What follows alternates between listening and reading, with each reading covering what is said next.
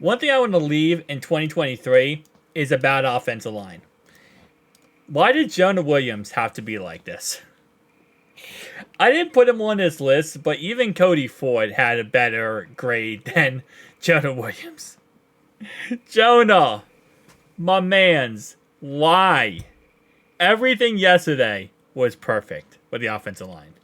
Lando Brown with an 89.4, highest offensive grade of the year. Alex Kappa was 87. Teddy K was an 83. Cordell Volson was an 83. And then Jonah said, hold my beer, because I'm about to show you why a 65.7 is the grade you need to go with. And he is the only offensive lineman in that game to allow a quarterback pressure in that game. Every other offensive lineman, zeros. Does not allow pass rushing at all through them. Jonah's like, sorry, my bad. Hold my jug of beer, because you're going to need it. If there's ever a reason why we're going to take a offensive tackle in the first round of this next draft, Exhibit A. Exhibit A on why we're going to take an offensive lineman, a right tackle, as our franchise tackle in our first round of this draft this year is going to be because Jonah Williams is not that great at right tackle. And again, listen, this is not a bashing Jonah Williams video. He did better than he did last week.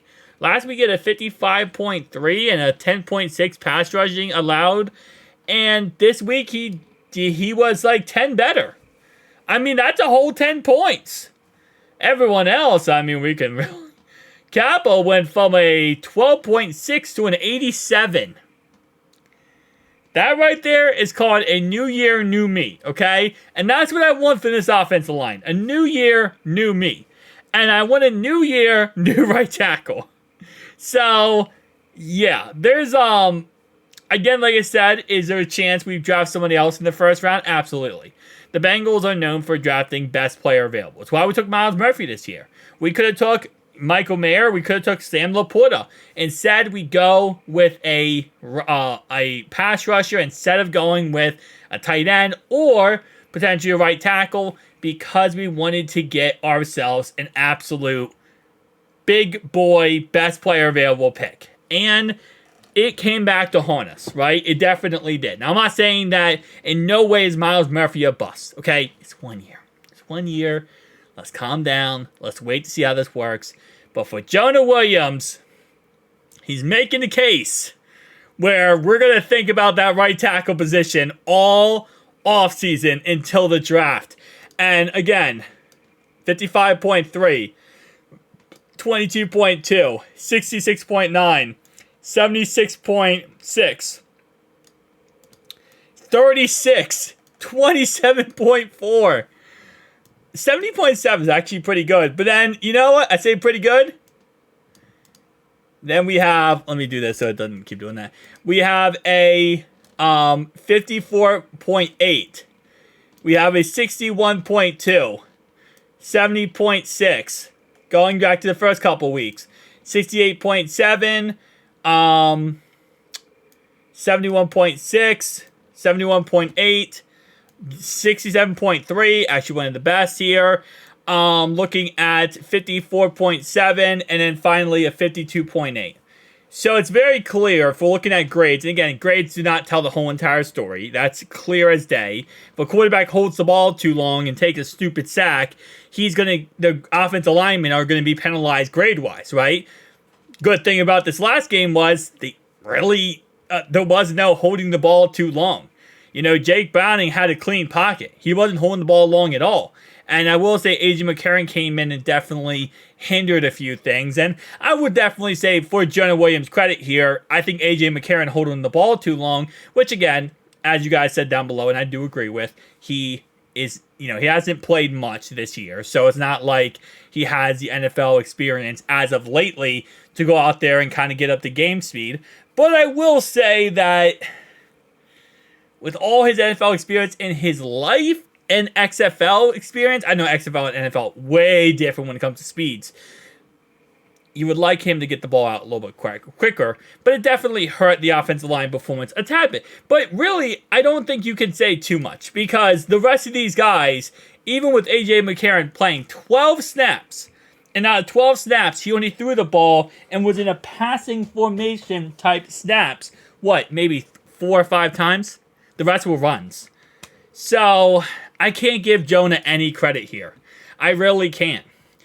But I will say, overall wise, these two guys right here, something needs to change, right? We need to look at a guard and a right tackle in this next draft. But I will reiterate my point. I reiterate a million bazillion times. Just because you have a problem at right guard and right tackle, just because you go out there and you draft somebody, you sign somebody, you do all this, all you're doing is putting lipstick on a pig. What that means is you're doing nothing. You're absolutely doing nothing. If you want to fix the problem, you have to fix Frank Pollock. You have to get a new offensive line coach. We talked about it in the stream yesterday. You could go out there, maybe Anthony Munoz. Ask him if he wants to be an offensive line coach. Ask Whitworth if he wants to be an offensive line coach, right? Or look at other teams, the guys that are available, and try to get them to join our team. Because we need a better offensive line coach. We need someone who's going to get this going. And if you don't fix that problem, I don't care who you put out there. You're not going to have it be successful. I think Orlando Brown Jr., while this year he looked like absolute dog water, I think he could look a lot better with a correct coaching, offensive line coach in the helm. So that's what we need to do 100%. Look at the coaching. Fix that problem, then start making your adjustments. But if you don't fix the root problem, you're never going to get the correct solution. You're going to be running in circles and wondering why are you trying to catch your tail and why are you never catching it. Because you're not fixing the root problem here. The root problem is Frank Pollock. After that, then you can say, Jonah, get a new franchise right tackle. Because if you don't fix the coaching, you're going to run that new franchise right tackle into the ground. You're gonna run whoever other guard you get into the ground. And we're going to be in the same spot in 2 years or a year from now, whatever, saying, why can't these guys play good football for us? And then you're wondering, why can't it happen? At some point, if you keep going down a list of, well, this guy's the problem, this guy's the problem, this guy was the problem, you're like, okay, well, what's the common theme? Coach. 17 names. One coach. 18 names. See what I'm saying? You eventually start breaking it down. If one thing is connected to 17 problems, usually it's the one thing. Might not always be. Might be a problem with, players getting selected by the other coaches, but I don't think it is. I really don't think it is. And I'm not going to sit here and say that Jonah Williams, with a great coach, would be the best right tackle ever. He won't, okay? I don't think he will. I think he was better on the left side than he was on the right side. I know John, one of my subscribers, he's been saying that and preaching that up and down the wall, and I think that's probably true. He's not that much of a right tackle for us. He's not the worst thing ever, but he's definitely not good. And Cordell Volson, I think, again, he's not going to go from, what he is now to Quentin Nelson for the Colts, but he's at least going to be more serviceable. And that's what we need. So tell me down below your thoughts and opinions. I'll see you guys in the next one.